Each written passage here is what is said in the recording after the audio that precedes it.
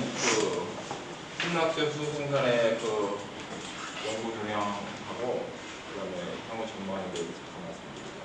그 시간이 되면은 제 이론들도 말씀드리고 15분이 경과하면은 다음에 말씀드립니다. 뭐 이거는 많이 보시는 그림이고요. 그래서 이제 향후의 연료가 그 솔리드에서 리퀴드 상태고요. 지금 현재는 점점 그 천연가스로 대변되는 메테인의 활용이 높아지고 있고 나중에 이제 하이드로젠 쪽으로 갈 것이다. 그래서 이제 수소가 미래의 에너지가 될 것이다라는 얘기하고 그다음에 카본하고 하이드로젠의 몰랄 레이저에서도 이 상대적으로 카본이 줄어들고 있고 하이드로젠 부분이 커지고 있기 때문에 이 에너지 형태 궁극적으로는 그 카본 다이옥사이드 지금 현재 온실가스로서 뭐 최근에 교토정사에 의해서 이제 굉장히 사회적으로 저희 사회적으로도 문제가 되고 있는 그런 것들은 이제 궁극적으로 원칙적으로 제거할 수 있는 수소가 향후에 그 에너지를 좌우할 것이다 이렇게 말하고 있는 그런 내용입니다. 그래서 수소는 이제 뭐 여러 가지 특성이 있습니다. 그래서 뭐 여러분 다 아시다시피 뭐 색깔이 없고 뭐 향이 없고 그다음에 이제 굉장히 가볍고요. 컴버스전 템퍼레처가 높고 프레임이 없기 때문에 이렇게 연소됐을 때 보이지 않기 때문에 그거는 이제 일본 같은 데서 보니까 그 열적외선 그 카메라하고 CCTV 카메라 동시에 보여서 프레임 위로 그 모니터 상으로 나타내는 그런 방법을 본 적이 있습니다. 그래서 뭐 그 단위 그램당 그 컴버스전에서 얻어지는 에너지도 다른 에너지 형태에 비해서 굉장히 높은 그런 특성이 있고요.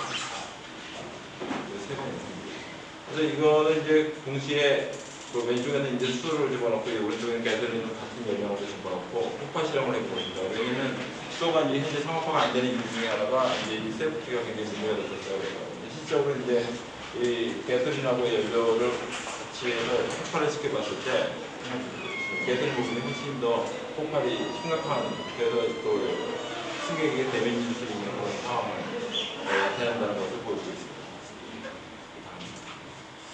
이제 향후의 수소는 이제 그리고 궁극적으로 저희가 원하는 것은 내추럴 에너지를 이용해서 이제 하이드로젠을 생산을 하고 이것은 이제 전달과 그 저장을 통해서 이제 하이드로젠은 뭐 퓨얼셀 같은 형태를 이용을 하고 거기서 이제 그 옥시전이 순환하는 그래서 물이 다시 나오고 이것을 다시 원료로 해서 사용하는 그런 자연 친화적인 그런 에너지의 활용이 이제 중요할 것 같고요. 그다음에 이제 세 가지의 그 리니어블 리소스로부터 얻어지는 에너지는 이제 일렉트로케미컬한 방법, 바이오로직한 방법, 서머케미컬한 방법이 되겠습니다. 그래서 근시안적으로는 이제 이 서머케미컬한 방법에서 천연가스를 개질하는 그런 방법들이 이제 수소 생산에 가장 경쟁력이 있다고 보여지고요. 장기적으로는 이제 바이오로직한 방법이 상당히 유망하다 이렇게 하고 있습니다. 그래서 오늘 말씀드리는 내용은 이제 바이오로직한 하드죠. 미생물에서 수소가 생산하는 수소를 생산할 수 있는 미생물은 굉장히 많습니다. 그래서 우리가 일반적으로 알고 있는 대장균도 수소를 생산하고요. 그리고 대부분의 미생물들이 수소 생산하는 걸 보고 있고, 특히 이제 이 라이트를 이용하는 생물들, 그래서 사이노박테리아라든가 LG 이런 것들이 이제 수소 생산성이 있다고 생각되고요. 그다음에 포르순테리 박테리아들이 역시 수소 생산을 하고 있는 것으로 알고 있습니다. 그래서 특히 이제 제가 소스로는 이제 물을 분해해서 수소를 생산하는 방법에 대한 그런 미생물 시스템이 있고요. 그다음에 바이오매스, 특히 이제 우리가 카본 소스들 아니면은 다른 여러 가지 웨이스트에서 얻어지는 여러 가지 오가니스들 이런 것들을 활용해서 우리가 수소를 생산할 수 있습니다. 그래서 이제 다이렉트 포토라이티스라는 것은 이제 제가 지금 연구하고 있는 글린 LG라고 하는 시스템에서 이제 그 태양 에너지하고 그다음에 물을 스플리팅하는 방법으로 수소를 생산하는 가장 실질적인 수소 생산법이 되겠습니다만 가장 근본적인 문제는 이제 수율이 떨어진다는 문제가 되겠죠. 특히 이제 여기서 이제 수소 이온을 이제 수소 일렉트론을 줘서 이제 수소 가스로 만드는 과정에서 요것을 매개하는 촉매의 하이드로지네이라고 하는 요소가 여기서 처음에 초기에 스프리팅 되는 그 옥시전 가스에 굉장히 센시티브합니다. 그래서 요것을 센시티비티를 어떻게 줄이느냐 이것이 이제 요 방법의 성공의 관건이 되겠고요. 이것은 이제 사이노박테리아라고 하는 또 다른 미생물, 광합성 미생물에서 이제 이루어지는 것인데 이것은 일단 물을 가지고 CO2하고 반응을 해서 이제 포도당을 만든 다음에 이 포도당으로부터 이제 수소가 만들어지는 그런 간접적으로 얻어지는 그런 수소 생산 방법이 되겠습니다. 이 방법도 역시 이제 이 방법 문제가 뭐냐면은 일단 수율은 좋은데 근데 이제 ATP를 사용해야 되기 때문에 그렇기 때문에 전체적으로 효율이 떨어지는 문제점이 있습니다. 궁극적으로. 그 다음에 이제 포토 포먼테이션이라고 하는 수소 반응 형태가 있습니다. 이것은 이제 포토 너서퍼 박테리아라는 것을 이용해서 주로 유기물을 분해를 해서 수를 생산하는 그런 수 생산법이 되겠습니다. 그래서 이제 오가닉 웨이스트 같은 것을 활용할 수 있는 장점이 있고요. 그다음에 이제 나크 퍼먼테이션이 이제 그 에탄올하고 컴피팅하고 있는 그런 수소 생산 방법이 되겠습니다. 그래서 이것은 이제 주로 포도당을 가지고 유기산을 만드는 과정에서 얻어지는 수소 생산. 그래서 이쪽이 이제 지금 현재 생물학적 수소 생산에서는 가장 높은 수익을 보이고 있는 그런 예입니다. 그래서 이제 각각의 방법이 이제 장점과 단점을 가지고 있는데 뭐 화면이 잘 안 나오겠습니다만 그린 LG 같은 경우에 가장 큰 장점은 이제 가장 자연 친화적이고 그다음에 지구상에서 가장 풍부한 태양 에너지하고 물을 활용할 수 있다는 그런 장점이 있는 반면에 아이들 수율이 상당히 문제점이 있고요. 그래서 가장 근본적인 문제는 아까 말씀드린 그 하이드로진 에이지가 억시전에 센서티브하다 그런 문제를 이제 해결해야 될 숙제를 하고 있고요. 사이노박테리움 같은 경우에는 이제 ATP를 사용을 해야 되기 때문에 효율 면에서 떨어지고 그 다음에 나오는 가스가 이제 CO2가 많이 포함되기 때문에 그것에 분리 이런 문제들이 있고요. 그 다음에 포르스테리 박테리아 같은 경우에는 그 다양한 웨이스트들을 활용할 수 있다는 장점을 가지고 있고요. 그 다음에 대신에 이제 뭐 수질 오염을 유발시킨다든가 CO2가 가스 프로덕션 가스에서 섞여 있다든가 이런 문제점이 있고 그 다음에 포먼테이티브 박테리아 같은 경우에는 수율이 굉장히 높고 좋은 반면에 그리고 다양한 카본 소스를 이용할 수 있는 반면에 이 카본 소스 자체가 굉장히 고가이기 때문에 그리고 이런 경제적인 측면에서도 아직 현재 그 에탄올에는 그 경제성이 높지는 그런 상태에 있습니다. 그래서 이제 이거는 포먼테이티브 마이크로 오가니즘이 제가 이제 얼마 전에 수소 컨퍼런스에 가봤더니 가장 경쟁력이 있고 5년 내에 이거를 상업화 시키겠다고 하는 열의가 대단한 그런 프로세스라는 것을 제가 알 수 있고 그 중에서도 이제 이 엔테르박터계에서 최근에 DM11이라고 하는 분주가 이제 글루코스 1몰당 3.8몰의 수소 일들을 보이고 있기 때문에 이것을 4몰 내지 5몰 이상으로 올려주게 되면 경쟁력이 있다고 이렇게 평가를 하고 있는 것을 제가 확인했습니다. 그리고 또 특이한 그 포먼테이티브 마이크로 오가니즘 중에는 서머파이라고 하는 그 고온에서 자라는 미생물들이 또 특히 수소 생산성이 높은 것을 알 수 있는데 이 경우에는 성장 속도가 느리기 때문에 상대적으로 이 엔테르박터에 비해서는 좀 취약하다고 말씀드립니다. 그 다음에 이제 그 제가 연구하고 있는 마이크로 LG 시스템에서는 이제 클레미도모나스 라인 하티라고 하는 이런 분주가 특별히 수소 생산성이 높은 분주이고요.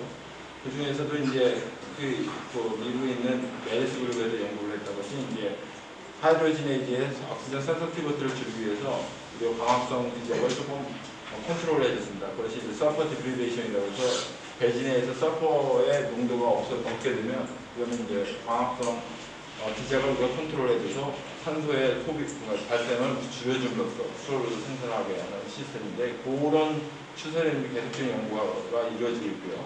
그래서 이게 메리스 그룹하고 그다음에 이제 NRBL의 사이버트라는 그룹이 이제 계속적으로 그 윤리를 올리고 있는 걸 볼 수 있고요. 그다음에 저희 그룹에서는 라이트 인텐시티를 이제 서퍼티피케이션에 적용해서 이제 거의 기준한 그런 생산성을 보이고 있습니다.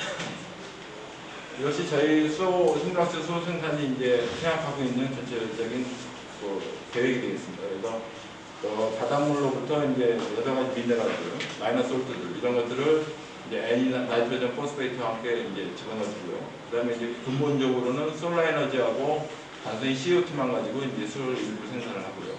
여기에서는 상당히 많은 바이오매스가 마이프로덕트로 얻어지게 됩니다. 그래서 이 바이오매스하고 그다음에 이제 우리가 일반적으로 얻어지는 여러 가지 웨스트 워터들 이런 것들을 프리트먼트에서 이제 중요한 오가닉 소스로 활용을 하게 되면 박테리아를 이용해서 또 추가적인 수소 생산이 있게 됩니다. 여기서는 이제 상당히 고농도의 수소 생산이 가능하고요. 그리고 두 개를 처리를 해서 우리가 피어세이라든가 여러 군데 활용을 해보자 이런 것이 이제 전체적인 협력적 수소 생산이 갖고 있는 부분이 되겠습니다.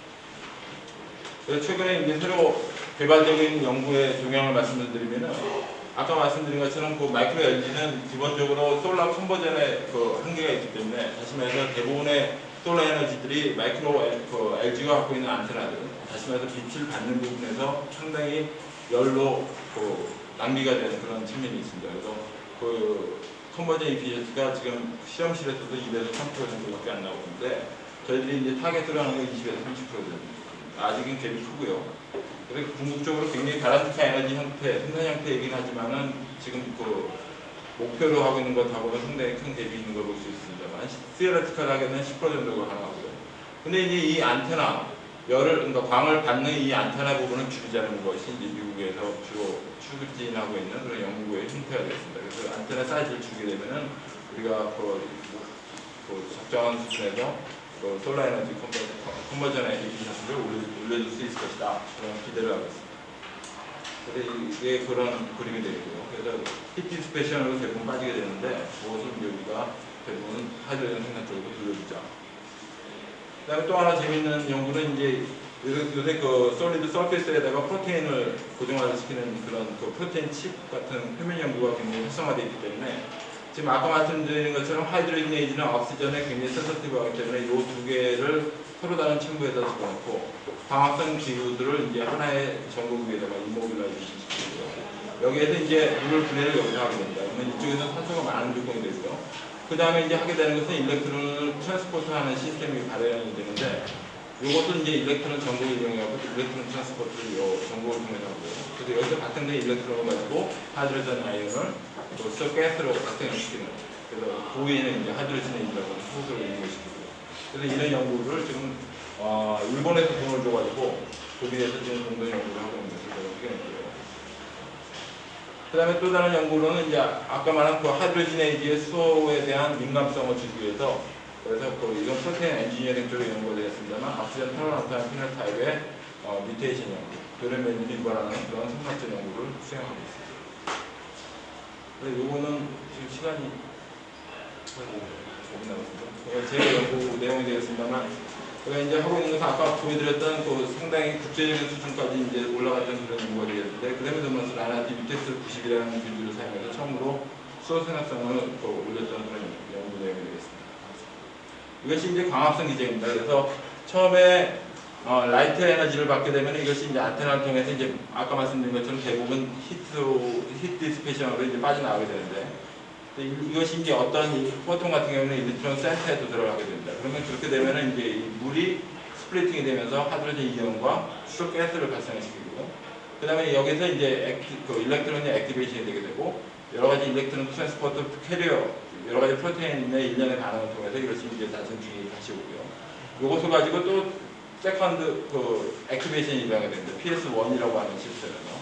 그렇게 되면 이제 또 다른 라이트 포톤을 가지고 이제 액티베이션이 됐다가 이것이 이제 페리덕신이라고 하는 프로테인에 의해서 궁극적으로 이제 생물이 하고자 하는 것은 NADP를 환원시키고자 하는 활동을 하고자 합니다. 왜냐하면 이 NADP는 후에 이제 탄소 동화작용을 매개해주는 조류이기 때문에 이런 이물질을 만들어내기 위함인데 일부의 일렉트론이 이 하이드로젠 에이지에 의해서 수소 가스를 만듭니다. 근데 이것이 이제 자연이 갖고 있는 시스템이고 이것도 컨트롤하기 위해서 이 하이드로젠 에이지는 생산되는 산소에 의해서 상당히 큰 이미지를 받습니다. 그래서 이것을 어떻게 블락킹을 해주느냐 그것이 이제 관건이 되겠는데 다행히 설퍼가 배진에서 없는 미생물이 먹이에서 설퍼가 없는 조건이 되면 PS2가 불나오게 됩니다. 그러면 PS2를 불나오고 중간에 시키게 되면은 산소 발생을 우리가 줄여줄 수가 있고 그 다음에 호흡에 의해서 산소 소모만 늘려주기 때문에 궁극적으로는 이 하이드로젠 에이지가 옥시전에 의한 이니비션을 확대하게 됩니다. 그런 측면에서 이제 수소 생산성을 올릴 수 있는 그런 전략이 되겠습니다. 이것이 이제 포토신서시스에 의해서 이볼루션되는 산소의 양, 그 다음에 이것이 레스피레이션, 호흡에 의해서 소모되는 산소의 양이 되겠습니다. 그래서 그것이 어떤 서퍼티피베이션 이후에 어떤 조건이 되게 되면은 역전이 되기 때문에 배진 내에서는 산소가 존재를 하지 않습니다. 이것이 이제 공룡이 되고요. 이것이 이제 실험 조건에서 보면은 노멀 셀이 있는데 서퍼티피베이션이 되면 이게 셀이 업노멀한 상태가 돼서 굉장히 커지게 됩니다. 이제 다른 데이터들도 있으면 제가 간단하게 라이트를 조건을 봤거든요. 어떤 효과가 나타나냐. 그래서 이건 세포의 그로스를 비교를 해볼 수 있을 겁니다. 그래서 빛이 높을수록 셀 그로스가 유리하다. 그것은 이제 전형적인 프로파일이 되겠습니다. 그래서 이게 서퍼티 프리베이션이 시작하게 되면은 이제 특이적인 상황이라고 할 수 있는 게 이제 서페이트 농도는 지속적으로 줄고요.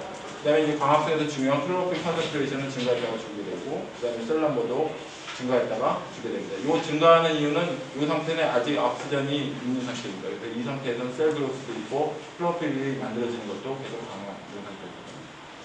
이것이 이제 보니까 앞에서 셀 그로스에서는 300 마이크로 아인슈타인이 제일 좋았는데 이 그 수소 생산성은 이 200 마이크로 아인슈타인이 제일 높은 것으로 보여요. 그래서 낮은 그 라이트 인텐시티에서의 수소 생산성보다 높은 라이트 인텐시티에서의 수소 생산성이 높아지는 것을 볼 수 있어요. 그래서 왜 가장 높은 300 마이크로 아인슈타인에서 낮았느냐를 봤더니 300 마이크로 아인슈타인에서는 이제 셀 넘버하고 클로로필의 감소가 굉장히 줄어지는 것을 볼 수 있었고요. 그래서 궁극적으로 이제 200 마이크로 아인슈타인이 굉장히 수소 생산에는 최적의 그 라이트 인텐시티 조건이다. 그런 것을 확인할 수 있었어요. 그래서 향후에는 이제 수소 생산에 여러 가지 기술들이 성숙이 돼야 될 것 같고, 그 다음에 또 하나 우리가 간과하지 말아야 될 것은 이제 환경 친화적인 수소 생산의 형태를 우리가 가져야 된다라는 측면에서 이제 다이렉트 워터 스트리핑이 궁극적으로는 우리가 도달해야 될 수소 생산 기술의 방법이 되지 않을까 생각하고 있습니다.